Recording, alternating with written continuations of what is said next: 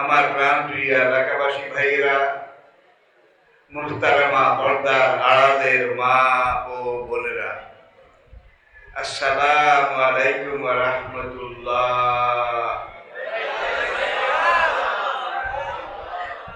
মহান রব্বুল আলামিনের, মহান মালিকের বারগাহে রহমতে, দরবারে আলিশানে শুরুতে আমি হাজারো লাখো অনন্ত অযুত কোটি শুকরগুজারি করছি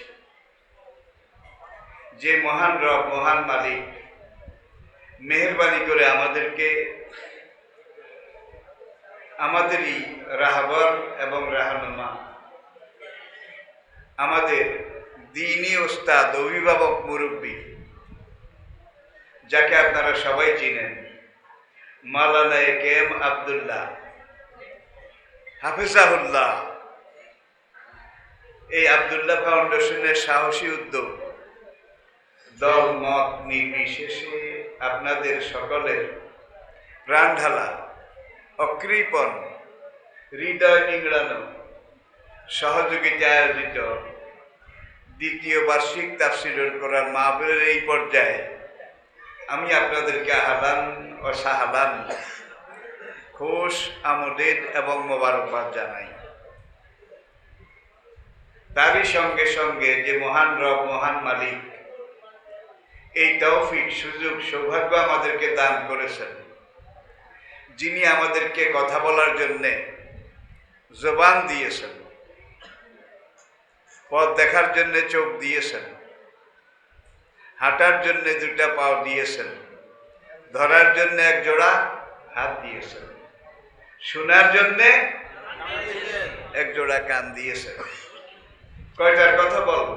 ওই তাউদ্দু নেমাতাল্লাহি লা তুহসুহা, জন্মের পর থেকে মরণ পর্যন্ত তুমি যদি একটা একটা করে তোমার এই 3.5 হাত শরীরের ভিতরে, এই নর্মাল বডি, এটার ভিতরে এত নিয়ামত, এত মেশিনারিজ, এত কলকবজা আমি আল্লাহ দিয়ে রেখেছি, একটা একটা করে গণনা শুরু করলে তোমার হায়াত শেষ হয়ে যাবে, কিন্তু গণনা করে শেষ করতে পারবে না।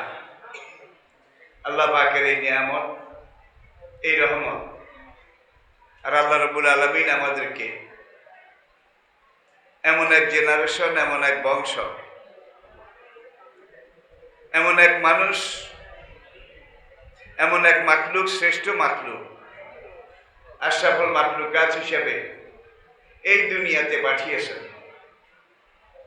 আসুন আমরা সবাই মিলে স্বল্প পরিসরে, সীমিত পর্যায়ে কিছু কথা বলার আগে, আমার পরে আমার ওস্তাদ সমতুল্য, যার আমি ছাত্র হওয়ার যোগ্যতাও রাখি না, আলহাজ হযরত আল্লামা মাওলানা বারিক বিন আলেমে দ্বীন হযরত আল্লামা মাওলানা হারুন আল মাদানী হাফিজাহুল্লাহ, তিনি আপনাদের কাছে শেষ বক্তব্য রাখবেন এবং আপনাদের, আমাদের সবার পক্ষ থেকে আল্লাহর কাছে আমাদের জন্য আখিরি মুনাজাত করবেন। আসলে দেখুন,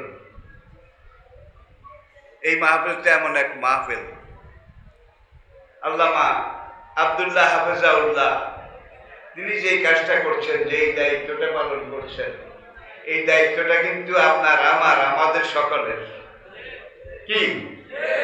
কিন্তু তিনি আমাদের অভিভাবক হিসাবে, মুরব্বী হিসাবে যেই গুরু দায়িত্ব মাথায় নিয়েছেন, নবীজি 10 বছর ইসলামী খেলাফত, মদিনা কেন্দ্রিক যেই খেলাফত, 10 বছর এই খেলাফতের আমিরুল মুমিনিন হিসাবে মসজিদে নববীর মিম্বারে বসা ছিলেন, আর মিম্বারের ডানে বামে আশেপাশে সমস্ত সাহাবায়ে কেরাম ছিলেন। এই সাহাবায়ে কেরামের মধ্যে আবার যেই 4 জন নবীজির পরে সর্বশ্রেষ্ঠ, সেই 4 জন এই নবীজির আশেপাশে ছিলেন। কোন 4 জন? খায়রুন নাস বাদা নবিহা আবু বকর, তোমাদের নবী আমি দুনিয়া থেকে চলে গেলে আবু বকর বিশ্বের সেরা মানব। তিনি নবীজির পাশে বসে বসে দেখতেছেন ইসলামী খেলাফতের এই গাড়ি নবী কিভাবে চালাচ্ছেন, কিভাবে স্টার্ট দিচ্ছেন, কিভাবে গিয়ার আপ করছেন, কিভাবে এটাকে পরিচালনা করছেন। তার পাশে আরেকজন, লাউকানা বাদি নবী লাকানা ওমর, আমার পরে যদি নবুয়তের দরজা খোলা থাকতো, আল্লাহ পাক কাউকে নবুয়ত দিতেন, তাহলে সেই নবী হতেন ওমর।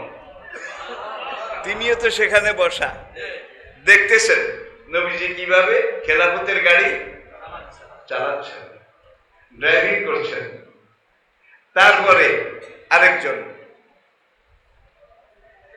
লিকুল্লি নবিয়্যিন রাফিকুন ফিল জান্নাহ ওয়া রাফিকি ফিহা উসমান, জান্নাতে সব নবীর এক একজন বিশেষ বন্ধু থাকবে, আর জান্নাতে আমার বন্ধু হবে ওসমান।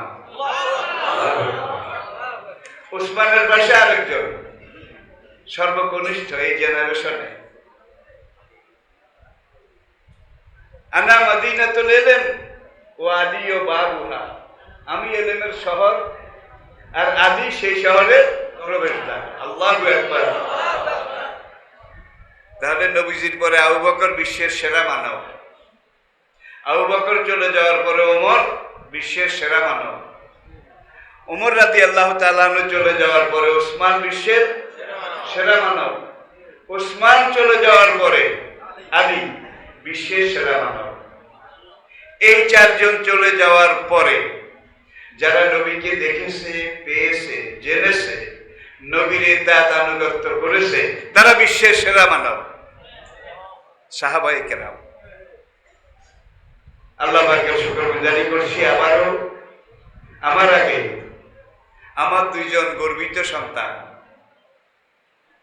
হযরত মাওলানা মাহবুব আল মাদানী, হযরত মাওলানা আল্লামা আবু নসর আশরাফি, আর এনারা বর্তমান পর্যায়ে সময়ের এমন আলেম যাদের ব্যাপারে কোনো বিতর্ক নেই, যাদের ব্যাপারে গ্রহণযোগ্যতা পুরো জাতির কাছে আসে। আব্দুল্লাহ সাহেব চিরদিন থাকবেন না, আপনি থাকবেন না, আমিও থাকবো না। ইন্নাকা মাইয়াতুন ওয়া ইন্নাহুম মাইয়াতুন, আমরা সবাই চলে যাব। আব্দুল্লাহ সাহেব চলে যাওয়ার পরে তার ডাইনে বামে এখন যারা আছেন, তার ডানে বামে যারা আছেন, এই মাহফিলকে টিকিয়ে রাখা, ধরে রাখা, এই মাহফিলকে কিয়ামত পর্যন্ত সময় পরম্পরায়, মানুষ পরম্পরায়, কাল পরম্পরায়, বংশ পরম্পরায়, কিয়ামত পর্যন্ত এই মাহফিল এটাকে চালু রাখার দায়িত্ব আপনাদের। রাজি আছেন তো সবাই?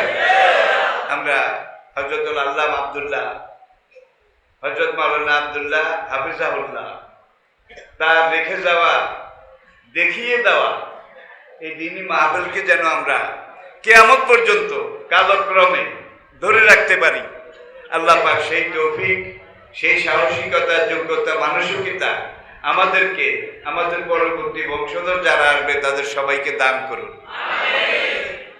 আর এই মাহফিলের উসিলা, ফজাইল এবং বারাকাতে আল্লাহ রাব্বুল আলামিন আমাদের মা বাপ, পূর্বপুরুষ, আত্মীয় স্বজন যারা চলে গেছেন তাদের কবরগুলাকে জান্নাতুল ফেরদাউসের বাগিচা হিসাবে কবুল করে নিন। প্রিয় দিনী ভাইয়েরা, লম্বা চড়া কথা বলার সময় নাই, পরিবেশ নাই। সাইকোলজি বলতে একটা জিনিস আছে, মনোবিজ্ঞান। রাত যখন 10টা পার হয় তখনই ভিতর থেকে আরেকটা চেতনা, প্রেরণা মানুষের মনে জাগ্রত হয়। রাত হয়ে গেছে, বাড়ি যাব, কখন খাওয়া দাওয়া করবো, কখন শোবো, এই ধরনের আরো অনেক চিন্তা মানুষের ভিতরে আসে। এই আশাটাই স্বাভাবিক। এখন আমার শুরুতে কথা একটা, যা হাক্ক যাহাকাল বাতিল ইন্নাল বাতিলা কানা যাহুকা। সোজা বাংলায় সত্যের জয়, অসত্যের ক্ষয়, সোজা বাংলা। আসুন আমরা এখন থেকে ৬০০০ বছর পিছনে চলে যাই। ৬০০০ বছর পিছনে প্রথম মানুষ আদম আলাইহিসসালামের দশম প্রজন্ম, 10th জেনারেশন, দশম সাইয়েদনা নূহ আলাইহিসসালাম। নূহ আলাইহিসসালামের দশম প্রজন্ম সাইয়েদনা ইব্রাহিম। তখন ক্যালেন্ডার ছিল না, ডায়েরি ছিল না, পঞ্জিকা ছিল না, খ্রিস্টাব্দ সাল এগুলা ছিল না। সময়ের হিসাব করা হতো বংশ, কোন বংশ তারপরে কোন বংশ, তারপরে কোন বংশ, জেনারেশন টু জেনারেশন, যেটাকে শুদ্ধ বাংলায় বললে হয় বংশ পরম্পরা। ইব্রাহিম আলাইহিসসালাম তার 70, কোন বর্ণনে 71 প্রজন্ম আমাদের নবী পাক সাল্লাল্লাহু আলাইহি ওয়াসাল্লাম। তার আগে কিন্তু 3টা প্রজন্ম গেছে, আদম, নূহ, ইব্রাহিম আলাইহিস সালাম। এখন আমরা 6000 বছর আগে যদি ফিরে যাই, মুসা আলাইহিস সালামের আগে, আর এই দুনিয়ার বুকে সবচেয়ে বেশি নবী রাসূলের আগমন ঘটেছিল বনি ইসরাইল বংশে। কোরআনে পাকে একটা সূরাই আছে, সূরায়ে বনি ইসরাইল। লম্বা চড়া দরকার নেই। ইব্রাহিম আলাইহিসসালামের ছেলে ইসহাক আলাইহিসসালাম, আপনারা জানেন। ইসহাক আলাইহিসসালামের ছেলে ইয়াকুব আলাইহিসসালাম। তাহলে ইয়াকুব আলাইহিসসালাম ইব্রাহিম আলাইহিসসালামের 3rd জেনারেশন। তিনি, তার পুত্র, তার পুত্র। এলাকাটা ছিল বর্তমান ইরাক, উত্তর ইরাকের একটা এলাকা। সেখানে একটা শহর আছে বর্ডার সিটি, ইরাকের উত্তর বর্ডারে। শহরটার নাম মামফাস, মিম মিম ফা সিন, মিম মিম ফা সিন, মামফাস। বাইবেল ওল্ড টেস্টামেন্টে এই শহরটার নাম আছে মাম্প, MUMP,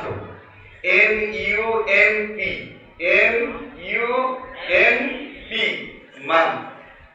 আবার বলছি, এলাকাটা উত্তর ইরাকে, মোসেল শহরের পাশে, মোসেল এই শহরের পাশে। সেখানে পুরানো একটা শিল্প স্থাপত্য, বিশাল একটা নগরী, এটার ভগ্নাবশেষ, ধ্বংসাবশেষ আজও বিদ্যমান। বড় বড় কালো কালো পাথরের দেওয়াল, পাথরের গাঁথনি, সেই বিল্ডিং, রাজপ্রাসাদ, রাজপুরী। এটা ছিল নমরুদের রাজধানী, আর ইব্রাহিম আলাইহিসসালামের সাথে যে শিখণ্ডী, যার মোকাবিলা হয়েছিল, তার নাম কি ছিল? নমরুদ। আপনারা জানেন।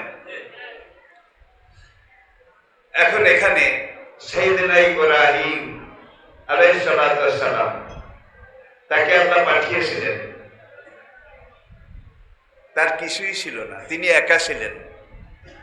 তার জন্মদাতা পিতাও তার বিরুদ্ধে ছিল নাকি? ইব্রাহিম লিআবিহি আযারা আতাত্তাখিযু আলাইহা। ইব্রাহিমের মা আজরের বউ, সেই ইব্রাহিমকে পাঠাইল নাস্তা করার সময়, চলে যাচ্ছে, তোর আব্বুকে ডেকে নিয়ে আয়। বয়স 6 বছর ইব্রাহিমের। গিয়ে দেখে যে তার পিতা আজর, যার নামটা কোরআনে আল্লাহ বলেছেন ইব্রাহিম লিআবিহি আযারা আতাত্তাখিযু আলাইহা। এখন দেখে যে খুব অনিমেষ নেত্রে মনোযোগ দিয়ে সে একটা মূর্তি তৈরি করে, এটা চোখ, ভ্রু, নাক, মুখ এগুলা ব্লেড দিয়ে কেটে কেটে বানাচ্ছে আর কি। ইব্রাহিম গিয়ে বলে, আব্বু কি করো, এটা কি বানাও? কে বাবা আদবের সাথে বলবি, তোর খোদা, তোর বাবার খোদা, আমাদের 14 গোষ্ঠীর খোদা। ইব্রাহিমকে কোনটা কয় দেখোস না বা নাই, এটা আমাদের 14 গোষ্ঠীর 10 জন্মের খোদা। 6 বছরের বাচ্চা রাগ থাক না রাখে বলে ইন্নী আরাকা কাওমাকা ফি দালালিম মুবিন। আব্বু সকাল থেকে আপনি এটার পিছিয়ে লেগে আছেন, এটাকে কাটছেন, ছাঁটছেন, ডিজাইন করছেন, বানাচ্ছেন। আপনি যদি বলতেন যে আপনি ওর খোদা, কারণ আপনি বানাইছেন আমি দেখছি, এইটা কিছুটা গায়ে সইত, কিন্তু আপনি ওর খোদা না হইয়া উল্টা সে কিভাবে আপনার খোদা হলো? ইন্নী আরাকা কাওমাকা ফি দালালিম মুবিন। আব্বা আপনি নিজেও ডুবেছেন, দেশটারেও শেষ করেছেন। দেখছেন ইতিহাস অনেক লম্বা, আমি সেই দিকে যাচ্ছি না। এই বংশধারায় সাইয়েদনা ইয়াকুব আলাইহিস সালাম তার অনেক সন্তান সন্ততি ছিল। তার মধ্যে একজন ছিলেন কি সাইয়েদনা ইউসুফ আলাইহিস সালাম। তিনি ইয়াকুব নাতি নাতি ইব্রাহিম, ইসহাক, ইয়াকুব। ইব্রাহিম আলাইহিস সালামের 2 ছেলে ছিল, বড় ছেলে ইসহাক, ছোট ছেলে ইসমাইল। আপনারা জানেন ছোট ছেলে বড় ছেলে ইসমাইলের বংশধারায় জেনারেশনে বনি ইসরাইলের 70,000-এর বেশি নবী, 70,000-এর বেশি নবী দুনিয়াতে এসেছিলেন, নবুয়তের দাওয়া কাজ এটা করেছিলেন। আর বড় ছেলে ইসমাইল আলাইহিস সালাম, তার জেনারেশন, তার বংশে নবী একজন মুহাম্মদ রাসূল সাল্লাল্লাহু আলাইহি ওয়াসাল্লাম। এখন তাফসীরের নির্ভরযোগ্য বর্ণনা অনুযায়ী ইয়াকুব আলাইহিস সালামের 2 পত্নী, 2 স্ত্রী ছিলেন। এখান থেকে যদি আমরা সামনের দিকে যাই, এক স্ত্রীর গর্ভে 2টা সন্তান, 2টা ছেলে। বড়টার নাম ইউসুফ আর ছোটটার নাম বিনিয়ামিন বা বনিয়ামিন।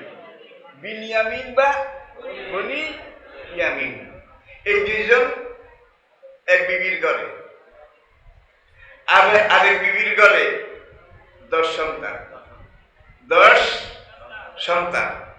তাহলে এক ঘরে 10 জন, আরেক ঘরে 2 জন, মোট 12। আসুন আমরা আরেকটু সামনে হাত বাড়াই, দেখি কি ধরা যায়। আর কোরআনের বর্ণনা এত সায়েন্টিফিক, এত বিজ্ঞান ভিত্তিক, এত যৌক্তিক।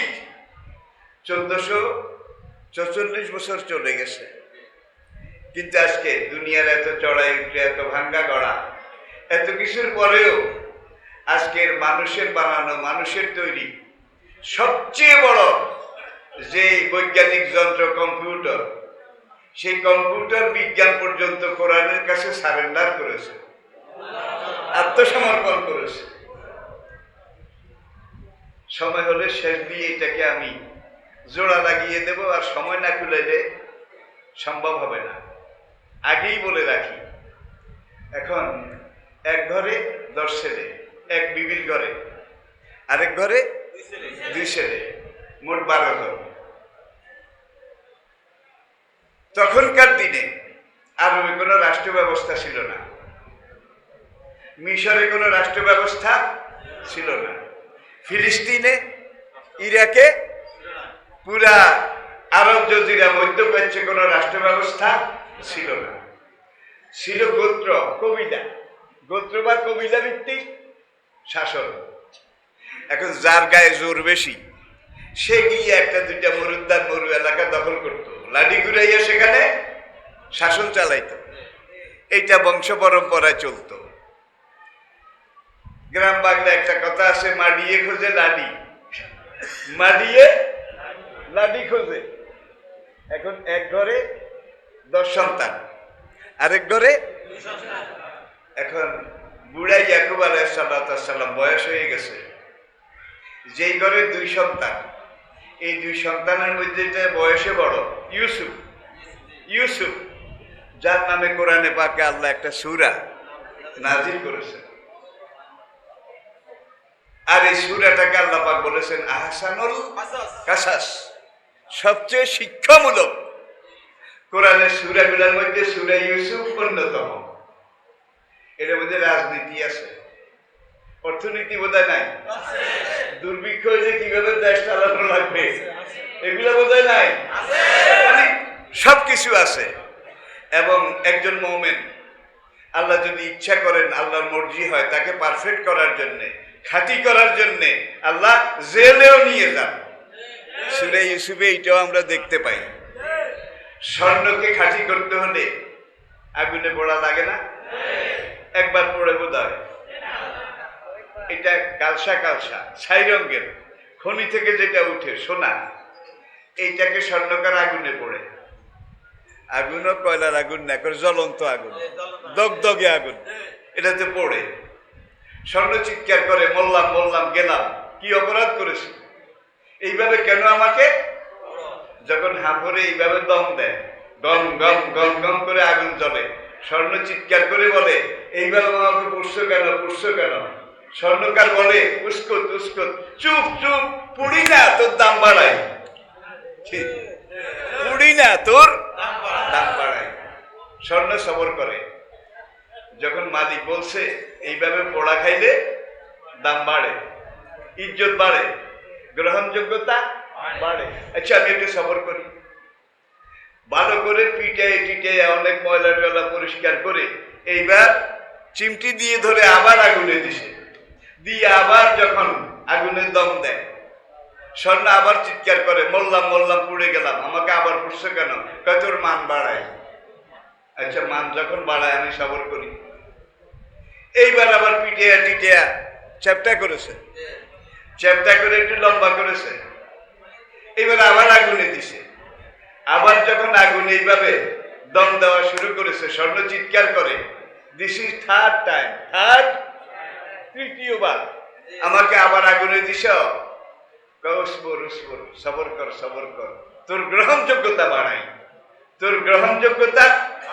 এইভাবে আগুনে একবার দেয় না, বারবার দেয়।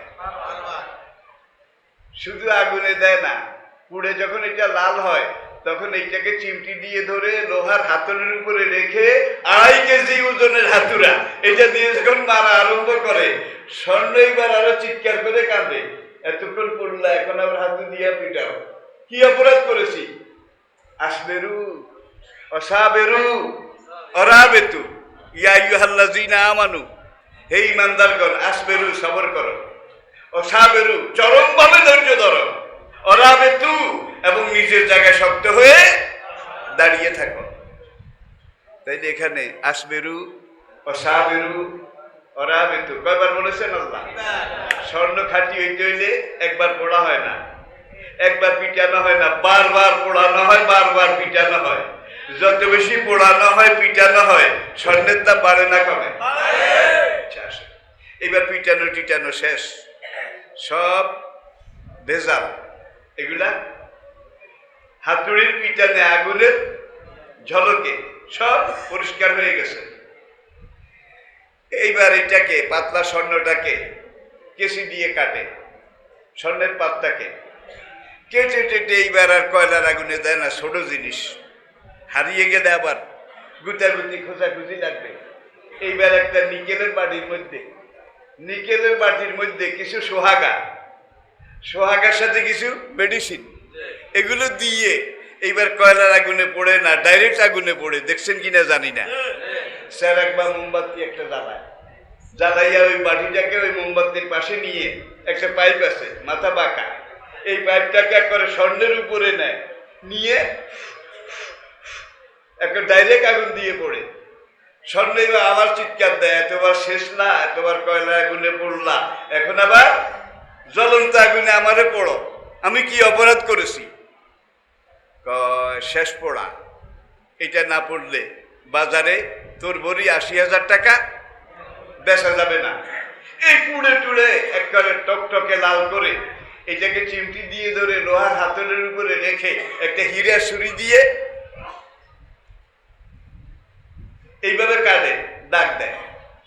স্বর্ণ বলে গেলাম গেলাম মরলাম, এত পুড়লে এত জ্বালাই না, কয়লার আগুনে, জ্বলন্ত আগুনে, এখন আমার বুকে ছুরি চালা, কারণটা কি? কয় সবর কর, ডিজাইন করি, ডিজাইন করি। ডিজাইন না করলে কিন্তু তোর কাস্টমার পাওয়া যাবে না, ঠিক কিনা বলেন? ইয়া আইয়ুহাল্লাযীনা আমানু আসবিরু ওয়া সাবিরু ওয়া রাবিতু, তিনবার বলেছেন কেন? আপনি যদি জান্নাতে যেতে চান, নবীরা মার খেয়েছে, দুইজন নবী মার খান নাই, মনে রাখবেন, দুইজন নবী মার খান নাই। এই দুইজন ছাড়া কাম মিন নাবিয়্যিন কাতালা ওয়া কুতিলা মাহুমুর রাব্বিয়ুনা কাসীর। আল্লাহু আকবার। কত নবী, কোন নবীকে করাত দিয়ে দুইবার করে ফেলেছে, কোন নবীকে গাছের সাথে বেঁধে শরীরের চামড়াটা জীবিত অবস্থায় খুলে ফেলেছে। অত্যাচার নির্যাতনের যত জঘন্য নিষ্ঠুর পর্যায়ে আছে সেগুলো করা হয়েছে, কিন্তু তারা কেউ কি জীবন ভিক্ষা চাইছে? বলা লাগবে। একজন নবী ইতিহাস থেকে বুঝে বাইর করে, আবু জেহেল তো আম্মার ইবনে ইয়াসিরের আব্বা সোহাইব, তাকে বারবার পড়ে বারবার মারে। তুই একবার ক মুহাম্মদের ক্ষয় হবুল ঠাকুরের জয়, মুহাম্মদের ক্ষয় হবুল ঠাকুরের জয়, তুই একবার ক, তোকে আর মারবো না, আর পিটাবো না, তোর চামড়া খুলে খুলে এইভাবে লবণ ঢুকাবো না, তুই একবার ক। তখন আম্মার যে কথা বলেছিলেন তার আব্বা সোহাইব, তিনিও ঠিক ইয়াসের তিনিও ঠিক একই কথা বলেছিলেন, এই জীবন চলে যেতে পারে। কয় তুই আমার কাছে নথি স্বীকার কর, আমাদের দেব দেবী এগুলাকে দেবতা বলে স্বীকার করে নে। তখন এই বুড়া ইয়াসের তিনি বলেছিলেন, আল্লাহকে বাদ দিয়ে, আল্লাহ নবীকে বাদ দিয়ে যে দেব দেবীর প্রশংসা করতে আমাকে বলস, তোর সেই মিথ্যা দেব দেবী এগুলার মুখে আমি থু থু নিক্ষেপ করি, থু থু নিক্ষেপ করি। দেখছেন? এরপরে ইয়াসেরকে যখন আরেক জায়গায় নিয়ে বেঁধে রাখা হলো, তার স্ত্রী সুমাইয়া, হযরত আম্মারের মা, যিনি ইসলামের প্রথম শহীদ, একজন নারী, একজন মা, ইসলামের প্রথম শহীদ, তাকে মারে, মারতে মারতে বেহুশ হয়ে যায়। কিছুক্ষণ পরে আবার হুঁশ আসে, আবার মারে, আবার মারে। আবু জাহেল এইবার বলে, মোহাম্মদকে একটা গালি দে। দেখছেন কারবার? মোহাম্মদকে একটা গালি দে, আর আমাদের হবুল ঠাকুরের একবার প্রশংসা কর। কথা বলতে পারে না, মার খাইতে খাইতে জোয়ার আওয়াজ বন্ধ হয়ে যাওয়ার উপক্রম, তারপরেও বলে, ওরে আল্লাহর দুশমন, তোর এবং তোর এই বাতিল দেব দেবী এগুলোর মুখে আমি থু থু নিক্ষেপ করি। ডর আছে? ভয় আছে? আবার তাইলে তুই আমার কাছে মাপসা, আর কোনদিন আমাদের দেবতা প্রশংসা ছাড়া খারাপ কিছু বলবি না, অন্তত চুপ করে থাকবি। তখন এই মহিলা কি বলেছিল, মুমিন কোনদিন তার সৃষ্টিকর্তা মালিক ছাড়া অন্য কারো কাছে ভিক্ষা চায় না, সম্পদ চায় না, দুনিয়ার কল্যাণ এইটাও চায় না, অকাতরে জীবন দিয়ে দেয়। প্রাণ ভিক্ষা বোধহয় চায়? জোরে বলেন। এইটা আপনাদের জন্য একটা ব্যারোমিটার। যারা অকাতরে জীবন দিয়ে দেয়, বাতিলের কাছে প্রাণ ভিক্ষাও চায় না, ক্ষমাও চায় না, এমন ইতিহাস সেই দিনে ছিল, এই যুগে বোধহয় নাই। আছে? আছে? আপনারা একটু বাছনি করেন, প্রাণ ভিক্ষাটা চাইলেই তো জীবনটা বেঁচে যায়। কিন্তু সত্যিকার যারা দ্বীনের দায়ী, দ্বীনের রায়, দ্বীনের নকিব, দ্বীনের মুজাহিদ, যারা কথায় কথায় বলে আল্লাহু গায়াতুনা ওর রাসূল জাইমুনা অল কোরআন দালিলুনা অল জিহাদ সাবিলুনা। আল্লাহু আকবার। 1986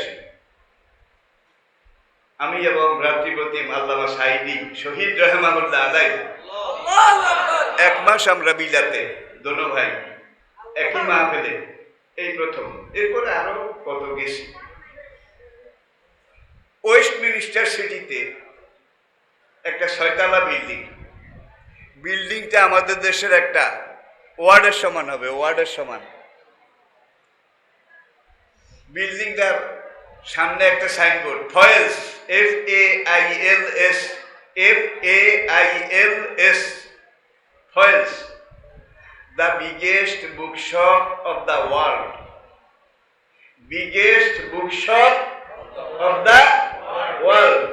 ভাই দোনো ভাই ঢুকলাম, দেখতেছি থরে থরে সাজিয়ে রাখা হয়েছে, লেখকের নাম আছে, এগুলা এই লেখকের, এগুলা এই লেখকের, এগুলা এই লেখকের। হুজ্জতুল ইসলাম ইমাম গাজ্জালী রহমতুল্লাহ আলাইহি, হাকিমুল উম্মত আল্লামা মাওলানা আশরাফ আলী থানভী রহমতুল্লাহ আলাইহি, যাদেরকে আপনারা চিনেন, না দেখলেও চিনেন, এটা ইতিহাস, ঠিক কিনা বলেন? উপমহাদেশে সবচেয়ে বেশি অনুবাদ হয়েছে থানভী রহমতুল্লাহ আলাইহি লিটারেচার। এরপরে হুজ্জতুল ইসলাম ইমাম গাজ্জালী রহমতুল্লাহ আলাইহি যত লেখা। এরপরে আমরা বললাম যে আপনাদের কাছে একটা তাফসীর বা কোনো বই আছে কিনা, জিজ্ঞাসা করে কে? এগুলো সৈয়দ আবুল আলা মওদুদী। তখন কাউন্টার থেকে বলা হইল ইনি এমন এক লেখক এই শতাব্দীর, যার বই লিটারেচার দেখতে হইলে আপনাদেরকে আলাদা একটা তালায় যেতে হবে, আলাদা। আমাদেরকে 4 তলায় নিয়ে গেল। 4 তলায় নামার পরে প্রথম তাফহিমুল কোরআন, তাফহিমুল কোরআন। এরপরে নিচে লেখা হুজ্জাতুল ইসলাম সৈয়দ কুতুব শহীদ, তার ফি জিলালিল কোরআন, ফি জিলালিল কোরআন। জিলালিল কোরআনের পরে জিলালিল কোরআন এই পর্যন্ত 21টা ভাষায় অনুবাদ হয়েছে, 21টা আন্তর্জাতিক ভাষায়। কিন্তু তাফহিমুল কোরআন এই পর্যন্ত বিশ্বের 92টা ভাষায় চলছে, 92। ছোট্ট একটা বই, ইসলাম পরিচিতি, ইসলাম টুয়ার্ডস আন্ডারস্ট্যান্ডিং ইসলাম। এই বইটা বর্তমান বিশ্বের 106 ভাষায়। তাহলে এই ছোট্ট একটা দুটা উদাহরণ দিলাম আর কি, বাইরেছি আমরা, কিছু বইও নিছি। একটা গাড়ি গাঢ় নীল রঙের, গাড়িটার গায়ে লেখা আল্লাহ গায়াতুনা ওর রাসূল জাইমুনা ওল কোরআন দালিলুনা ওল জিহাদ সাবিলুনা। আল্লাহু আকবার। আল্লাহ গায়াতুনা, আল্লাহ আমাদের লক্ষ্য, ওর রাসূল জাইমুনা, রাসূল আমাদের সেনাপতি, ওল কোরআন দালিলুনা, কোরআন আমাদের সংবিধান, ওল জিহাদ সাবিলুনা, আল্লাহর পথে জিহাদ সাইলে একামতে দিন, এটাই আমাদের একমাত্র কর্মপন্থা। প্রিয় ভাইরা, অবস্থা খুব ভালো। বাংলাদেশের দিকে তাকাইলে নিরাশ হয়ে যেতে হয় অনেকটা। কিন্তু আজকে ব্রিটেন, এখান থেকে শুরু করে ইউরোপীয় কান্ট্রিজ গুলা আপনি খোঁজ খবর নেন, গ্রেট ব্রিটেন ইউরোপের সবচেয়ে সমৃদ্ধ দেশ, বিলাত, সেখানকার ইহুদি খ্রিস্টান বিশেষজ্ঞরা বলতেছে যে গ্রেট ব্রিটেনে মুসলমানের সংখ্যা, মসজিদের সংখ্যা এমনভাবে বাড়তেছে, 2050 সালের মধ্যে গ্রেট ব্রিটেন মুসলিম সংখ্যাগরিষ্ঠ হয়ে যাবে। এটাকে কেউ ঠেকিয়ে রাখতে পারবে না। কয়েকদিন আগে আমি আমেরিকাতে 1 মাস ছিলাম, পুরো 1 মাস আমেরিকাতে। উল্লেখযোগ্য সবগুলা কমিউনিটিতে, প্রভিন্সে আমি গেছি, যতগুলা সেখানে মাহফিলগুলা মসজিদে হয়, মসজিদ কেন্দ্রিক। যতগুলা মাহফিলে গেছি, শুধু একটা ছাড়া বাকি সবগুলা মসজিদ আগের গির্জা ছিল, গির্জা, হয় খ্রিস্টানদের গির্জা, নয় ইহুদিদের প্যাগোডা, প্যাগোডা ইহুদি খ্রিস্টানের গির্জা। তারা ইহুদিরা শনিবারে বাঁশি বাজায়, বাঁশি শনিবারে, ফিস সাপ্তে, ইয়ামুস সাব, আর খ্রিস্টানরা রবিবারে।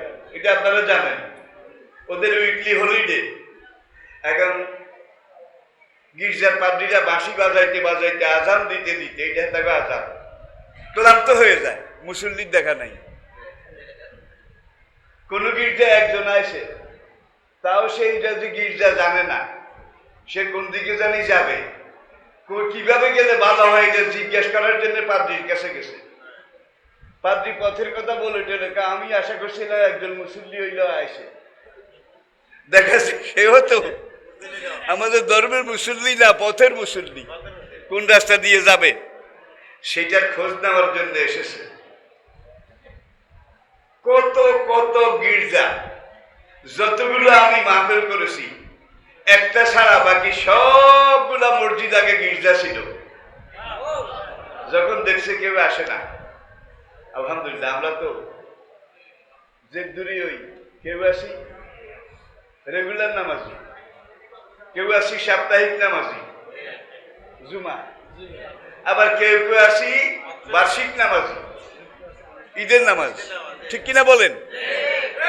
কিন্তু গির্জাগুলার এই অবস্থাটাও নাই, কেউ আসে না। তখন গির্জা কমিটি মিটিং করে রেজলিউশন করে সিদ্ধান্ত নেয় যে এটাকে আর গির্জা হিসাবে এইভাবে ধরে রেখে কি লাভ হবে, এটাকে বিক্রি করে দিয়ে এখানে একটা দোকান, একটা স্ট্রাকচার, একটা কিছু করলে, জায়গাগুলো কিন্তু অনেক বড় বড়, বিশাল বিশাল। তখন তারা রেজলিউশন করে সাইনবোর্ড লাগিয়ে দেয়, ফর সেল, ফর সেল, বিক্রি করা হবে। আর সেই সব কমিউনিটির মুসলমান অধিকাংশ এখনো যারা মেজরিটি কিন্তু মাইগ্রেটেড, বাংলাদেশ থেকে গেছে, দুনিয়ার বিভিন্ন মুসলিম দেশ থেকে গেছে। এখন সেখানকার বিশাল একটা অংশ আছে সেখানকার অরিজিনাল নাগরিক। গ্রেট ব্রিটেনের মতো দেশ, সেখানকার খ্রিস্টান ইহুদি ধর্মীয় নেতারা বলতেছে যে এইভাবে মুসলমান বাড়তেছে, এইভাবে যদি বাড়তে থাকে তাহলে 2050 সালের ভিতরে গ্রেট ব্রিটেন মুসলমান সংখ্যাগুরু হয়ে যাবে, এটাকে কেউ ঠেকায় রাখতে পারবে না। আমেরিকার যেসব বিশেষজ্ঞ তারা বলেছে আমেরিকাতে মসজিদ আজাদ এগুলার সংখ্যা যেভাবে গাণিতিক হারে বাড়তেছে, এইভাবে যদি বাড়ে তাহলে 2075-এর ভিতরে পুরা আমেরিকা যুক্তরাষ্ট্র এইটা মুসলিম সংখ্যাগুরু হয়ে যাবে, কেউ ঠেকায় রাখতে পারবে না। এইবার উত্তর দিকে একটু তাকান। রাশিয়ার প্রেসিডেন্ট ভ্লাদিমির পুতিন এই গেলবার কমিউনিস্ট পার্টির নির্বাচন হয়েছে, সেই নির্বাচনে পুতিন চেয়ারম্যান হয়েছে। এখন সেখানে নিয়ম হলো যে চেয়ারম্যান ভোট বেশি পায়। এখন পুতিন মস্কো রেড স্কোয়ারে একটা মিটিং ডেকেছে, বক্তব্য শুরু করেছে, একজন আলেম ডেকে তার থেকে কোরআনের একটা আয়াত নিছে, তোমাদের নবীর যে একটা বৈশিষ্ট্য আছে, তোমাদের নবী কথা কম বলে কাজ বেশি করে, তোমাদের নবীর কথাগুলো নরম, তোমাদের নবীর কথাগুলোর মধ্যে এমন জাদু আছে, জাদু যেটা শুনলেই মানুষ তোমাদের নবীর দিকে আকৃষ্ট হয়ে যেত, এরকম একটা আয়াত বাইর করে দাও। তখন ওই হুজুর তিনি বাইর করে দিলেন, ফাবেমা রাহমাতিন মিনাল্লাহি লিনতা লাহুম ওয়ালাউ কুনতা ফাজ্জান গালিজাল কালব লানফাদ্দু মিন হাওলিক। আল্লাহু আকবার। আল্লাহর বিরাট মেহেরবানি, আপনার জবান খুব পারফেক্ট, নরম, কোমল। আপনি কথা বলা শুরু করলে বয়স্ত বেজাওয়ামিল কালেম, আমার কথা কম কিন্তু কথার অর্থ কিয়ামত পর্যন্ত করলেও শেষ হবে না। এখন এই আয়াতটা তিনি বাছুরি করে দিলেন, ফাবিমা রাহমাতিন মিনাল্লাহি লিনতা লাহুম, আল্লাহর সবচেয়ে বড় রহমত। আপনার কথা খুবই মধুর, আপনার কথা বললে সবাই শুনতে চায়, শুনতে ওলা কোনটা ফাসজান গালিজাল কলব, আপনার কথা যদি দাও মারা আর গাছ মারা হইতো তাইলে মানুষ আপনার দিকে এইভাবে যুক্ত না, বরং দূরে সরে যেত। আল্লাহু আকবার। আজকের তো অধিকাংশ নেতা তাদের কথা শুনলে ভাই মরা কুত্তা বেজার হয়ে যায়, মরা কুত্তা পর্যন্ত মুখ ফিরিয়ে নেয়, ঠিক কিনা বলে? আমাদের নবীর মতো এমন জবান। এখন পুতিন বক্তৃতা শুরু করেছে এই আয়াতটা দিয়ে, এবং রুশ ভাষায় তর্জমা করে সেখানকার কর্মী জনগণকে বুঝাচ্ছে যে তোমরা প্রতিপক্ষকে যখন কথা বলবে, যে কোনো লোকের সাথে নরম করে বলবে, তোমাদের কথা যেন এরকম না হয় যে কথা শুনলেই কুত্তায় মুখ ফিরাইয়া নেয়। আমি কি বুঝাতে পেরেছি? মাফ করবেন, কোরআনে আয়াত, আমি ভাব অর্থ করলাম আর কি, ঠিক কিনা বলুন? তাইলে কথা শুনলেই বুঝা যায় কোন মাপের, কে কোন মাপের, কে বস্তির ঐতিহ্য নিয়ে আসে আর কে রাজকীয় ঐতিহ্য নিয়ে আসে, ঠিক কিনা বলুন? এখন যেই ঘরে 12 সন্তান আর যেই ঘরে 2 সন্তান, ভুলেন নাই তো? 2 সন্তান যেই ঘরে, বড়টার নাম ইউসুফ, ছোটটার নাম বিনিয়ামিন।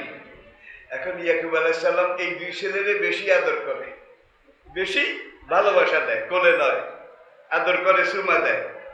এখন ওই যে আরেক মায়ের ঘরের 12 জন, 10 জন, তারা কয় যে আরব দেশে কবিলা ভিত্তিক যেই কবিলা শাসন, গোত্রীয় শাসন, এটাকে টিকিয়ে রাখতে হইলে লাঠির দরকার।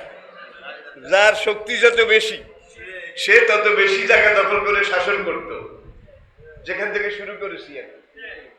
এখন ওই 10 ভাই তারা বলা বলি করে যে আব্বা আমাদেরকে বাদ দিয়ে ইউসুফের এত আদর করে কেন? অনাহনু উসমাতুন, আমরা তো বিশাল একটা গ্রুপ, আমরা কোনো দিকে বাইরে হলে কমপক্ষে 10টা লাঠি বাইরে হইবে, জায়গা দখল করতে হলে এগুলার দরকার, শাসন টিকিয়ে রাখতে হলে এগুলার দরকার।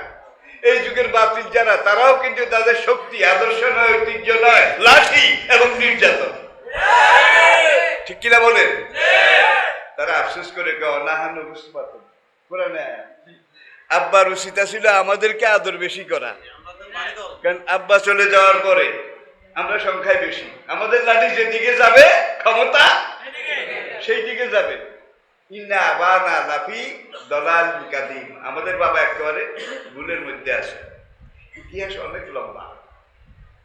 বাপকে একটু প্রতারিত করে ইসুফকে নিয়ে গেল, গোপনে মিটিং করলো যে বাপ বুড়া হয়ে গেছে, কোন সময় মারা যায় বলা যায় না, বাপ বুড়ো হইলেই তো এই এলাকার লোকেরা ভোট দেবে, ভোট দিয়ে আবার কবিলা নেতা নির্বাচন করবে। এখন বাবা ইউসুফের যে আদর করে, বাপ মরে গেলে এই কবিলার লোকেরা ইউসুফের ভোট দেবে, আমাদেরকে কেউ ভোট দেবে না। বাজারে যদি ভালো কলা পাওয়া যায়, পয়সা দাগি কলা কি কেউ কিনবে? দেখেন কোরআন কিভাবে কথা বলে। ওনাহনু উসমাতুন, আব্বার উচিত ছিল আমাদেরকে বুকে টেনে নেওয়া, কারণ আমরা 10 ভাই মানে 10টা লাঠি, আর ইউসুফ সেখানে 2টা লাঠি, এটা মেজরিটি। আমাদের বাপ বিরাট দলালিন কাদিম, পুরানো গুমরাহির মধ্যে আছে, এখানে এটুক থাকুক, এরপরে আসে। ওরা গোপন পরামর্শ করলো উক্তুলু ইউসুফা। এখন বাবা মরে গেলে তো ভোট হবে আবার নেতা নির্বাচনের জন্য, ইউসুফ যদি থাকে তাহলে আমাদেরকে কেউ ভোটাইবে না, ভোটাইবে না, আমাদেরকে কেউ ভোট দেবে না। ভোট দেবে কারে? ইউসুফের। কারণ দেশটার মানুষ চোর ডাকাইতে চায় যে নেতা একটু ভালো হোক, ঠিক কিনা? এখন দেশের লোক যাই হোক, তারা কিন্তু ইউসুফের নেতা হিসাবে মেনে নেবে। তাহলে কি করা? উক্তুলু ইউসুফা। এখন একটাই সিদ্ধান্ত, ইউসুফের মাইনাস করে দাও। এই যুগে বোধহয় এরকম করে না, করে না, করে নাই। আসুন, এইবার তারা এই সিদ্ধান্ত নিয়ে ইউসুফকে কুয়ায় ফেলে দিল, গভীর বনভূমি, সেখানকার একটা বদ্ধ কুয়ায় ফেলে দিল। তফসিরে লেখে সেখানে 1000-এর মতো বড় বড় সাপ, অজগর, বিষাক্ত সাপ ছিল, যে সাপের নিঃশ্বাস লাগলেই মানুষ মরে যেত। এগুলা বেড়া পাকায়ে পাকায়ে ওই কুয়ার মধ্যে থাকতো, পাথরের ভিতরে কুয়াটা, অনেক গভীরে। এখন এই পাখিরে এসে যখন পানির জন্য, পানির গান পেয়ে ওখানে পানি খেতে নামে, ওরা ফোঁস করে ধরে আর গিলে ধরে। আর এখন ইউসুফকে খেলার সাথে, খেলার কথা বলে বাপের কাছ থেকে নিয়ে দোনো হাত পিঠের সাথে এইভাবে বাঁধলো, পিছমোড়া বাঁধলো যেন লড়তে না পারে, দোনো পা বাঁধলো, হাঁটু এখান থেকে গর্দান আরেকটা রশি দিয়ে বাঁধলো, বেঁধে ঝপাত করে ওই কুয়ার মধ্যে ফেলে দিল। ভাই হাতও বান্ধা, পাও বান্ধা, হাঁটুটা গর্দানের সাথে বান্ধা, বাঁচার কোনো উপায় আছে? বয়স মাত্র 6 বছর। 6 বছর। ধরন করে যখন ফেলে দিয়েছে, ওই বিড়া পাকানো অজগররা মনে করেছে বড় কোনো খানা উপর থেকে পড়ছে। তারা বিড়া টেড়া ছেড়ে দিয়ে এইভাবে সোজা হয়ে পুরা কুয়ার উপরেই একটা ঢাকনায় পরিণত করলো। আর একটা অজগর জোর করে যখন চাপের মধ্যে পড়েছে, সে লেজেরে এমন জোরে তাড়া দিছে, তার এক লেজের তাড়ায় হাত পা বাঁধা ইউসুফ নিচে না ডুবে ওই অজগরের বয়ার উপরে উঠে গেছে। বয়া বয়া বয়া, এক একটা সাপ এক একটা বয়া, কিন্তু বয়ার উপরে উঠে গেছে। ইতিহাস অনেক লম্বা। যাক, সদাগররা উঠাইলো, তারা পানির জন্য বালতি ফেললো। বালতি ফেলে যখন টান দিল, স্বাভাবিকের চেয়ে বালতির ওজন আজকে বেশি, স্বাভাবিকের চেয়ে কম না তো, 6 বছর মোটামুটি ওয়েট আছে। এখন উঠে যখন দেখে পানি টানি কিছু নাই, অনিন্দ সুন্দর রূপের পিরামিড। আমাদের নবীজির পরে বিশ্বের সেরা সুন্দর যিনি, তিনি রূপের রাজা ইউসুফ। নবীর পরে যিনি সবচেয়ে সুন্দর, তিনি কে? ইউসুফ আলাইহিস সালাম। এখন বালতি টান দিয়ে পানি টানি নাই, সুবহানাল্লাহ, হাজা গোলাম, একটা অনিন্দ সুন্দর রূপের পিরামিড বাচ্চা বালতিতে উঠেছে। এখন কি রে, এইখানে কুয়ায় যখন পাওয়া গেছে, এই এলাকার কোনো বাড়ির পোলাপান হবে, শত্রুতা করে বেঁধে ফেলেছে। এখন এইটারে যদি আমরা মিশর, তো এমনি যাইতেছি ব্যবসার জন্য, এখন যদি এইটারে আমরা মিশর নিয়ে যেতে পারি, তাহলে বেশি দামে বিক্রি করা যাবে। এই বেশি দামে বিক্রি করার জন্য নিয়ে গেছে মিশরে জায়গা মতো। কেন নিছে? তখন মধ্যপ্রাচ্যে, ফিলিস্তিনে, ইরাকে, সিরিয়া, শামে, সৌদি আরবে কোনো ধারাবাহিক রাষ্ট্র ব্যবস্থা ছিল না। কবিলা গোত্র, এটা ছিল। ধারাবাহিক কোনো শাসন ব্যবস্থা ছিল না। এমন একটা অবস্থার মধ্যে শেষমেশ বাজারে উঠাইল। 60 বার বিক্রি হয়েছে, 60 বার। একবার যারা কিনছে, তারা মিশরের আরবি ভাষায় জিজ্ঞাসা করে, মা ইসমুকা, মা হোয়াট ইজ ইয়োর। এখন 6 বছরের ফিলিস্তিনের ভাষা তখন ছিল হিব্রু। এখন হিব্রু দেশের 6 বছরের বাচ্চা, সে আরবি বুঝবে, জবাব দিতে পারবে? একজনের দাম দস্তুর করেছিল, যখন নাম জিজ্ঞাসা করছে, হোয়াট ইজ ইয়োর নেম, মা ইসমুকা। এখন এটা বুঝেও না, জবাবও দিতে পারে না। সুন্দর হইলে কি লাভ হবে? এটা তো দেখা যায় কথাও জানে না, কথার জবাবও দিতে পারে না। 4 বার বিক্রি হয়েছে। শেষমেশ মিশরের আজিজ তার কাছে বিক্রি হলো। কিনে নিয়ে তার বউকে ডেকে বলে, আকরেমি মাসওয়াহু, যদিও কিনে এনেছি, এটাকে ধিকৃত, নিকৃষ্ট, ঘৃণিত গোলাম মনে করলে চলবে না। ভালো করে একটু খাওয়া দাওয়া, গোসল টোসল করাই, ভালো পোশাক পরে, আদর যত্ন করো। আশা করা যায় এটা আমাদের অনেক উপকারে আসবে। অথবা একে আমরা ছেলে হিসেবে গ্রহণ করব। তুমি ফার্স্ট লেডি, তোমাকে আম্মা ডাকবে, আর আমি ফার্স্ট লেডা, আমাকে আব্বা ডাকবে। আমাদের মনটা ভরে যাবে, আমাদের তো কোনো সন্তান নাই। ফার্স্ট লেডি বললো তাই হবে। রাজবাড়িতে খাওয়া দাওয়া থাকা, কি রাজবাড়িতে খাওয়া দাওয়া থাকা, আবার মাঝে মাঝে আজিজের সাথে সেই রাজ দরবারে যায়, রাজকর্ম এগুলো পর্যবেক্ষণ করে, দেখে কোনটা কিভাবে হ্যান্ডেলিং। ফিলিস্তিনে থাকলে তো এই ট্রেনিং পাওয়া যাইতো। সেখানে শুধু লাডি আর যুদ্ধ, মারামারি, কাটাকাটি, ঠিক কিনা? এখন এমন একটা জায়গায় আল্লাহ নিয়ে গেলেন, যেখানে একজন রাজা কিভাবে রাষ্ট্র চালায় এগুলা সে নিবৃত্তি নীরবে দেখে, আর সেখান থেকে শিক্ষা গ্রহণ করে। ইতিহাস অনেক লম্বা। কোরআন যেটাকে আহসানুল কাসাস বলেছে। আসেন আমরা সূরার মাঝখানে চলে যাই। ফালাম্মা বালাগা আশুদ্দাহু, ইউসুফ যখন ভরা যৌবনে পৌঁছলো, রাওয়াদাতুল্লাতী হিয়া ফী বাইতিহা, ওই ঘরের ফার্স্ট লেডি সেই ইউসুফকে ইফটিজিং করা শুরু করলো। ইফটিজিং বুঝছেন? বিরক্ত করা। হ্যাঁ, এখন যতই নিয়ে বিনিয়ে হাস্যে লাস্যে সেই ইউসুফের সামনে এমন সাজগোজ করে আসে, ফালাম্মা বালাগা আসদ্দা, ইউসুফ যখন যৌবনে বসলো, খুব খেয়াল করে, তাহলে বুঝে গেল টিন এজ যেটা, এটা শেষ পর্যায়ে ইউসুফ গিয়েছে। এখন মহিলা তার সামনে একবারে বিকিনি, আধা উলঙ্গ, অর্ধ উলঙ্গ, এই অবস্থায় আসে, নাচে, গায়, কার মন জিনে বাজে রিনি, মনে হয় যেন তারে চিনি ও চিনি। ইউসুফ পাত্তা দেয় না ভাই। সে আমরা দেখি আজ থেকে ৬০০০ বছর আগে মেয়েরা ছেলেদেরকে ইফটিজিং করতো, আর আজকের এই দুনিয়াতে আমরা দেখি ছেলেরা গণেশ উল্টাইছে, কাম কিন্তু এক। গণেশ উল্টাইছে কিন্তু কাম কিন্তু এক।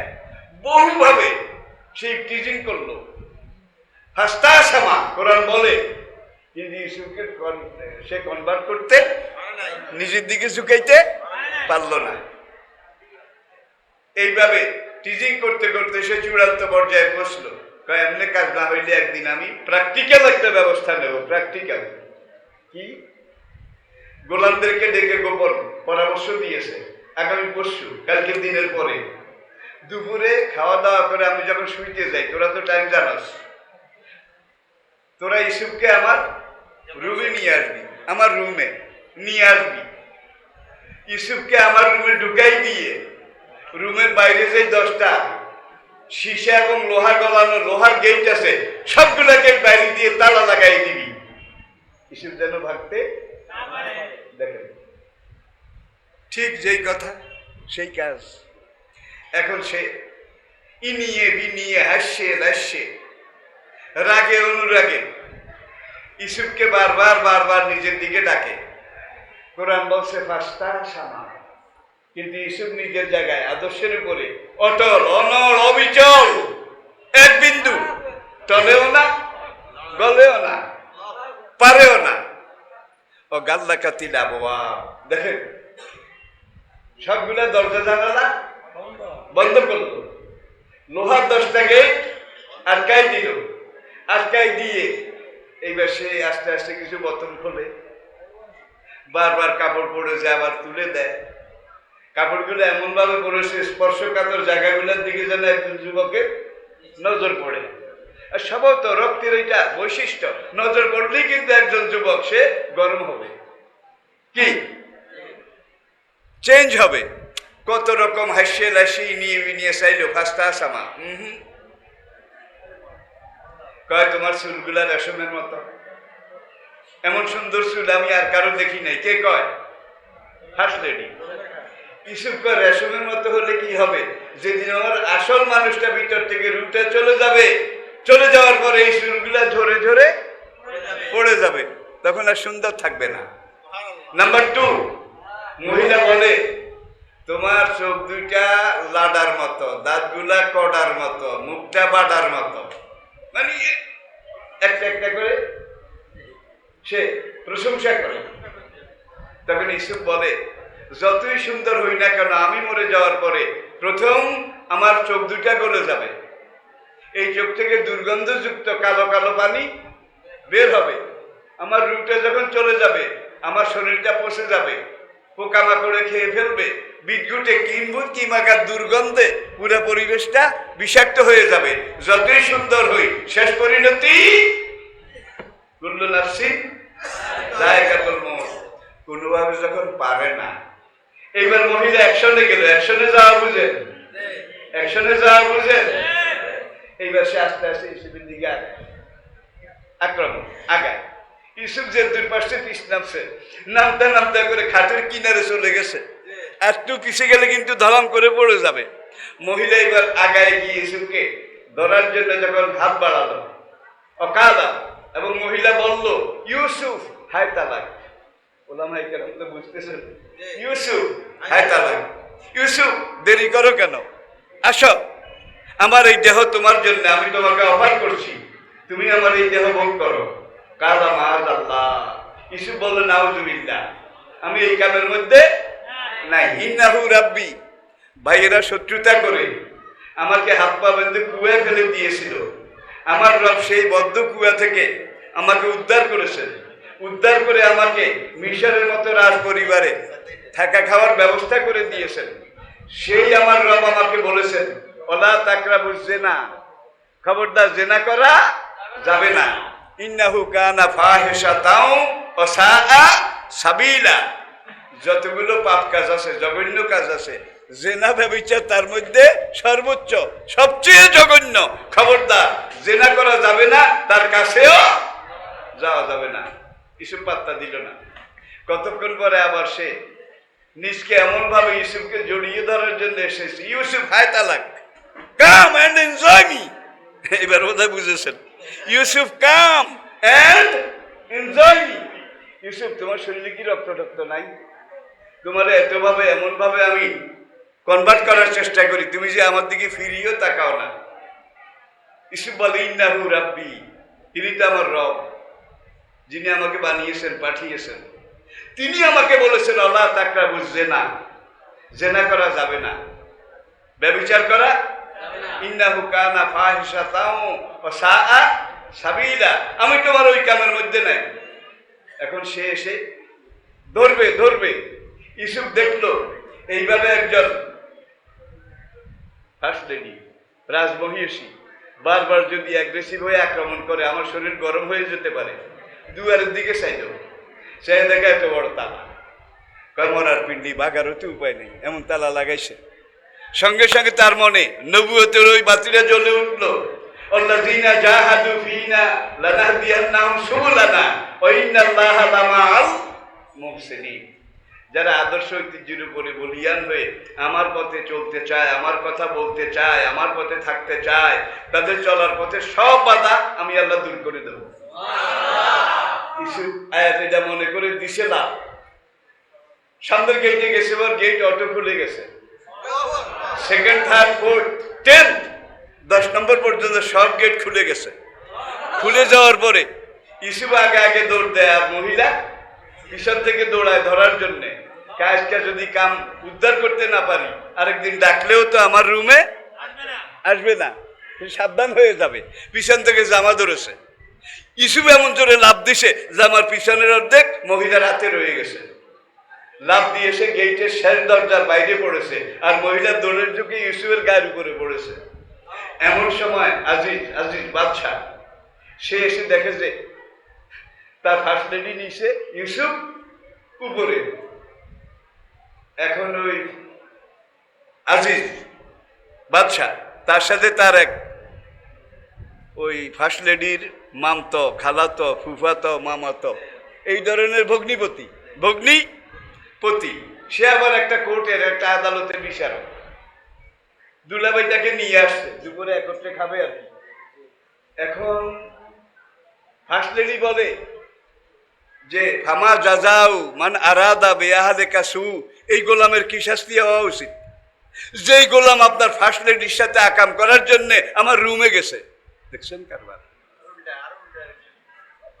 একবারে উল্টা। এখন ইউসুফ বলে হিয়া রাওয়াদাতনি আন নাফসি, বাদশা হুজুর আমার কোনো দোষ নাই, সে আমারে এইভাবে আক্রমণ করার জন্য আসছে। কথা আমি শেষ পর্যায়ে, আমার হুজুর এসে গেছেন, আমার কোনো দোষ নাই, সে এইভাবে আমার উপরে আক্রমণ করেছে। এখন ইউসুফ বলে ফার্স্ট লেডির দোষ, ফার্স্ট লেডি বলে ইউসুফের দোষ, ঠিক কিনা বলেন?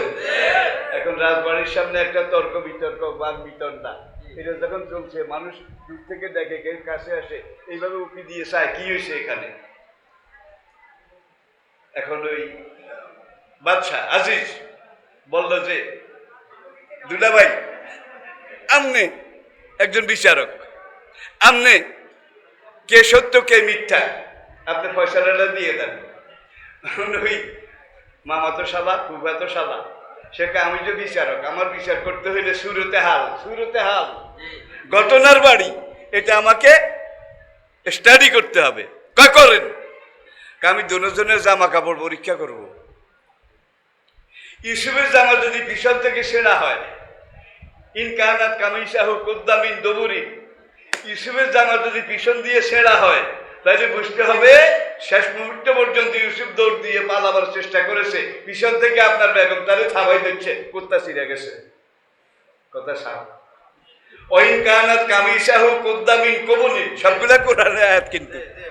আর ইউসুফের জামা যদি সামনে দিয়ে ছেঁড়া হয়, আর আমার বোন আপনার ফার্স্ট লেডি তার ব্লাউজের কোনো হুকটুক যদি ছেঁড়া হয়, চুল যদি আলু ঠালু হয়, তাহলে বুঝতে হবে ইউসুফ তার উপরে আক্রমণ করেছে।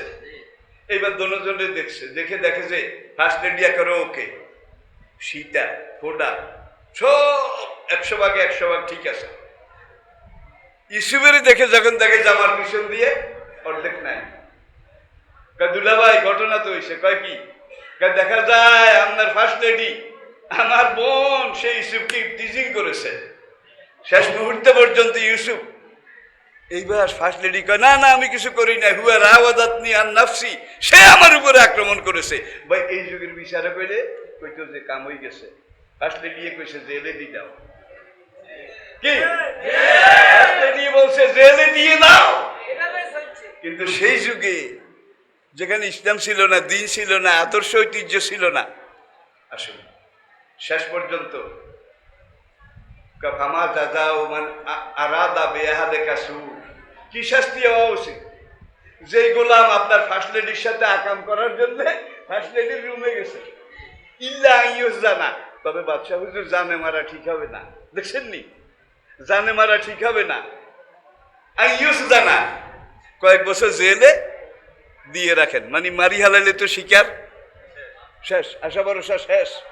জানে মারিয়েন না, ইল্লা ইউস জানা আযাবুন আলীম, অথবা গায়ে সাই কিছু দিয়া ছেড়ে দেন। ইসব জেলে গেলেন অপরাধ করার অপরাধে, ঠিক না? অপরাধ করার অপরাধে না অপরাধ না করার অপরাধে। জেল সকল যুগে ছিল, সকল স্টেটে রাষ্ট্রে ছিল। কেউ জেলে গিয়েছে অন্যায় করে, খুন খারাপি করে, চুরি ডাকাতি করে, হত্যা করে, লুণ্ঠন করে। আবার কেউ জেলে গেছে অপরাধ না করার অপরাধে, ঠিক কিনা বলে? এইবার আমাদেরকে সত্য যদি বুঝতে হয়, তাইলে আমরা ওই ফিলিস্তিনে যাওয়ার দরকার নাই, উত্তর ইরাকে মৌসেলেও যাওয়ার দরকার নাই। ঘটনা সব জনপদে সকল যুগে ছিল, আসে, থাকে।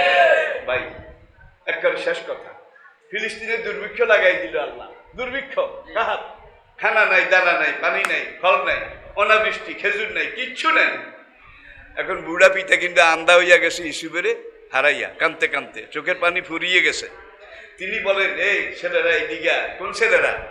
ওই 10 ভাই, তোরা এই দিঘা। আমি জানতে পেরেছি মিশরে একজন নায়েবান বাদশাহ আছে, সে মানুষের যা চায় যত লাগে খালি রিলিফ দেয়, আল্লাহর হস্তে দেয়। ধর আমার কাছে কিছু নগদ টাকা আছে, এগুলো নিয়ে যা, তোরা মিশরে যাবি, গিয়ে সেখানে যেই বাদশাহ, সেই বাদশার কাছে বলবি যে আমরা গরিব মানুষ, পেটের দায়ে আসছি। কোরআনে একটা হইল তাসাদ্দাক আলাইনা, বাদশাহ হুজুর আমাকে কিছু খরাত দেন, সদকা। হুজুর আপনি কি জানেন না, ইন্নাল্লাহা ইউহিব্বুল মুতাসাদ্দিকিন, যারা সদকা দেয়, দান করে, আল্লাহ তাদেরকে ভালোবাসে। ওয়াজ করে বাদশাহ হুজুর আঙ্গুলে তাসাদ্দাক আলাইনা, কিছু সদকা দেন। বাদশাহ হুজুর আপনি কি জানেন না, যারা সদকা দেয় আল্লাহ তাদেরকে ভালোবাসে, আমাদেরকে কিছু দেন। এই সুখা কদ্দুর লাগবে, খাওয়াই না কয়জন? বাড়িতে বুড়া মা বাবা আছে, আর একটা হদ ভাই আছে, আর আমরা 10 ভাইতে এখানে আসছি। আর ওই যে সৎ ভাই যেটা বাড়িতে আসে তার এক মায়ের পেটের আরেক ভাই, তাকেই নিয়ে আসছি আপনাদের সামনে, তার নাম বেনিয়ামিন। তাইলে আমরা ফিলিস্তিনে ফিরে গেলে খাওয়ার মতো লোক আমরা এই 10 ভাই, 11 ভাই, মা এবং বাবা।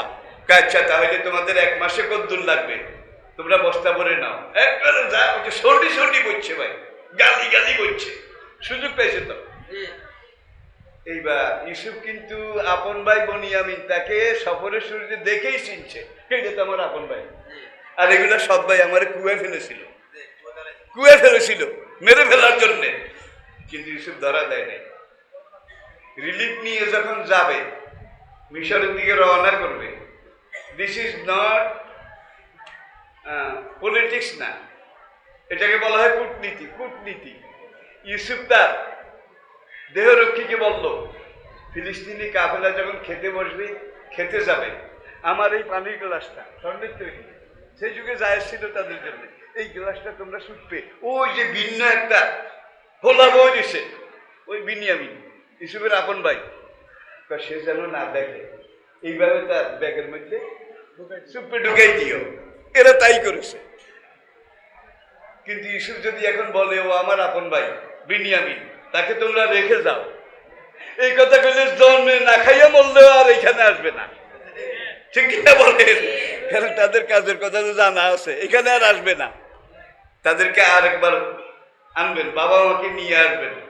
এই জন্যে গোপনে গ্লাসটা ঢুকাই দিছে। ফিলিস্তিনি কাফেলা লাগিস টাগিস লইয়া এবার রওনা করতেছে। এমন সময় ঘোষক বলল, আইয়া তুহার ইরো ইন্দাকুম লাসারিকুন, হে ফিলিস্তিন আগত কাফেলা, তোমাদের মধ্যে চোর আছে, তোমাদের মধ্যে চুরি। আবার কি, কে চোর? বাদশাহের স্বর্ণের গ্লাস পানি খায়, এটা নাই এখানে, তার অন্য কোনো লোক নাই, শুধু তোমরা বাদশাহ আর আমরা রাজা উজির। এখন এই গ্লাস কোথায় যায়? এখন ওরা কসম করছে 3 বার, খোদার কসম আমরা চোর না, খোদার কসম আমরা চোরের আওলাদ না, চোরের বংশে আমাদের জন্ম নাই, পেটের দায়ে আমরা আপনার এখানে আসছি, আমরা চোর টোর না। ইউসুফ বলল, তোমাদের মিশরের আইন কি? তোমাদের ফিলিস্তিনের আইন কি? ফিলিস্তিনের আইন হইল আপনি এখন লাগেজ চেক করেন, গাছটি বসকে তালাশ করেন। তালাশ করে কি হবে? যার ব্যাগে আপনার গ্লাস যদি পাওয়া যায় সে অ্যারেস্ট হবে। দেখছেন? তাহলে ইউসুফ মিশরের আইন যা প্রয়োগ করলেন না, কোনখানের আইন? ফিলিস্তিনের, যেখানে আইন সম্পর্কে ওদের জানা আছে। এখন টোকাইতে টোকাইতে বিনিয়ামিনের বস্তা খুলি দিয়েছেন, গ্লাসে গিয়ে আনো। এইবার ওই 10 ভাই কয়, বাদশাহ হুজুর একটা অনুরোধ, ইটা কিন্তু আমাকে আমনা ভাই ন, ও কিন্তু আমাদের আপন ভাই না। এবার ওদের বুঝতে পেরেছেন, ক্লিয়ার। এর আগে আরেকটা আপন বড় ভাই আসিল, কাজ ছাড়া কা আকুহু মিন কাবল, কোরআনে আয়াত। তার এই বড় ভাইটা এইটা সেও আরো সর্দি গেরেট আসিল। হ্যাঁ রে, 40 বছর পরে তাদের সেই হিংসা, ইসুফের প্রতি সেই ঘৃণা এখনো তাদের হৃদয় মন্দিরে দগ দগ করে জ্বলে। হুজুরও চুরি করলেও করতে পারে, ও আমাদের আপন ভাই না। ওর একটা আপন ভাই আসিল, এইটা সেও বড় চোর আসিল। ভাই এই যুগে হইলে আমিও তো আগে যে 2800 বার দিতাম, কি রে কইলি এর আপন ভাই যেটা হারাই গেছে, হিগের বড় চোর আসিল, এইটা কইলে আপনি কি চুপ থাকতেন? আমি চুপ থাকতাম? দেখেন নবুয়তের শান, ইউসুফের মধ্যে কোনো ভাবান্তর নাই, উনি রয়েছে তোকে মনে তাইও। কিন্তু আমার রব, ওরা আমার মারি হালাইছে 40 বছর আগে, আমার রব আমারে বাঁচাইছে, এখানে আনছে, প্রশিক্ষণ দিছে, রাজত্ব দিয়েছে। তাইলে বুঝা গেল ন্যাক আমলের বদলা আখেরাতে দেবে আল্লাহ, দুনিয়াতে বোধহয় দেয় না। জোরে কর, জোরে কর। আমার কলিজার টুকরা যুবক ভাইয়েরা, এই যুগের ইউসুফ তোমরা, এই যুগের ইউসুফ তোমরা। তোমরা যদি ইউসুফের ওই সৎ ভাইদের মতো চুরি, বদমাশি, হাইজ্যাক, সিনতায় ব্যভিচার এগুলো যদি করো, তাহলে কিন্তু তোমরা দুনিয়াতেও শেষ, আখিরাতেও শেষ। আর যদি ইউসুফের মতো আদর্শের পথে অটল অনড় অবিচল থাকতে পারো, তাহলে দুনিয়াতেও তোমরা রাজা, দুনিয়াতেও তোমরা নেতা, পরকালে জান্নাতেও তোমরা আল্লাহর মেহমান।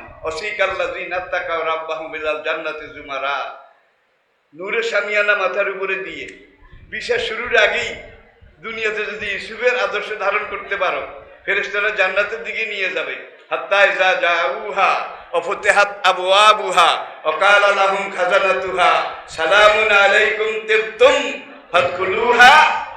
ফেরেশতারা নিয়ে যাবে বেহেশতের দিকে, আর স্লোগান দেবে, হ্যাঁ, you are the honourable royal guest of almighty আল্লাহ, you are the honorable royal guest of Almighty Allah, your royal highness, your royal excellency, we welcome you, salamun alaykum tibtum fadkhuluha khalidin। আল্লাহর পক্ষ থেকে সালাম জানিয়ে বেহেশতে নিয়ে যাওয়া হবে। আমরা কি ইউসুফের এই কাতারে, আদর্শের এই পথে থাকতে রাজি আছি? আল্লাহ পাক আমাদেরকে বোঝার তৌফিক দান করুন। আপনারা কেউ উঠবেন না, শুরুতেই বলেছি আমার ওস্তাদ সমতুল্য, তিনি এখন শেষ বক্তব্য রাখবেন এবং আমার জন্য, আমাদের জন্য, বাংলাদেশের জন্য দোয়া করবেন। দোয়া করার মতো দরকার নাই ভাই, আমার সামনে আওয়ামী লীগের ভাইয়েরা আছেন, আমার সামনে বিএনপির ভাইয়েরা আছেন, আমার সামনে জামাতের ভাইয়েরা আছেন, আমার সামনে হেফাজতের ভাইয়েরা আছেন, সব দলের ভাইয়েরা আছেন। রাজনৈতিক ব্যাপারে আমরা এক এক দল, এক এক মত। দেশের ব্যাপারে, দেশের স্বাধীনতা, সার্বভৌমত্ব, দেশের আদর্শ ঐতিহ্যের ব্যাপারে আমরা কিন্তু কোনো দল নাই, সব এক দল। ভাই ঘরে কিন্তু আগুন লাগে লাগে লাগে লাগে। যদি একবার এই গৃহযুদ্ধ শুরু হয় তাহলে বান্দর কিন্তু গাছে বই বই খাপ দিচ্ছে। আরেকটু লাগো, আরেকটু লাগো। পিঠা ভাগ করার কথা কই, ভিতরে হান্দাই সব পিঠা আমরা খাইলেই কিচ্ছু। এটা জানেন তো, জানেন তো। আর কসব সাইকোলজিক্যাল একটা বইতে পড়েছি, যেই জাতি যেই প্রাণী খায় সেই জাতির সাইকোলজিতে সেই খাসিয়তটা পয়দা হয়। কচ্ছপ একমাত্র প্রাণী যেটা কামড়াই ধরতে জানে, ধরলে কিন্তু আর ছাড়তে জানে না। মুগির লন, গুতা পাড়া লন, হিডেন কল্লা ঠ্যাং বার হয়ে যাব, কল্লা কাটি হালাম, তারপরে দেখবেন কামড় ঠিক আছে। তো আমি কি বুঝাতে পেরেছি? আল্লাহ আমাদেরকে বোঝার তৌফিক দান করুন। আসসালামু আলাইকুম ওয়া রাহমাতুল্লাহি ওয়া বারাকাতুহু। সম্মানিত মুসলিয়ানি কাম মুরব্বী নিজাম, আমরা হুজুরের দীর্ঘ হায়াত এবং নেক হায়াতের জন্য আল্লাহ পাকের কাছে দোয়া করি। আমরা শুরু থেকে পর্যন্ত আমরা অত্যন্ত ধৈর্যের সাথে এবং অত্যন্ত সহিষ্ণুতার সাথে যে সহযোগিতা করেছেন, আর একটু সময় আমরা আপনাদের কাছে চেয়ে নিচ্ছি। আমাদের এই অল্প সময়, সর্বশেষ আমাদের যে কোনো সময় হচ্ছে দোয়া। আমাদের দোয়ার মাধ্যমে আজকে আমাদের এই প্রোগ্রাম শেষ হবে ইনশাআল্লাহ। ইনশাআল্লাহ বলো সবাই। আমরা দোয়ার মাধ্যমে আমাদের জন্য দোয়া করবে হুজুর। আমাদের এই কিছু বক্তব্যের কথা বলে আপনাদেরকে দোয়া করে আমাদের প্রোগ্রাম শেষ হবে। আপনাদের সাথে আমাদের